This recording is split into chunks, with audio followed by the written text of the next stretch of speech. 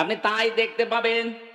5 আগস্টের বিকাল 5টা বাজতে বাজতে জালেমদের বাড়ি ঘর, ওদের অফিস সবগুলো গুড়িয়ে দিয়েছে। কে ভেঙেছে? আইন নেই। এক কথা বলছেন এখন। আপনি বলতে পারবেন যে হানিফের বাড়ি অমক ভেঙেছে? না, আপনি পাবেন না। মনে হচ্ছে ফেরেশতা ভেঙে দিয়েছে। এই জন্যই তো কুতিয়া দিয়েছেন যে ফাইলই নেই। তাহলে আমরা এখান থেকে কি নিতে পারি? এদের এত বড় শিকড় যদি আল্লাহ একেবারে মাটি থেকে উপড়িয়ে ফেলতে পারে, ওদের বাড়ি ঘর এখন জনশূন্য, পরিত্যক্ত।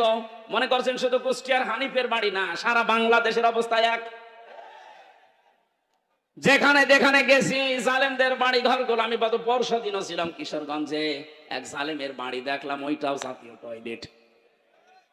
হানিফের বাড়ি তো 5-6 জন যায়, এখানে দেখছি 8-10 জন একসাথে যাচ্ছে। আমি একটা কারণ খুঁজে পেয়েছি আমার নিজের জীবন থেকে।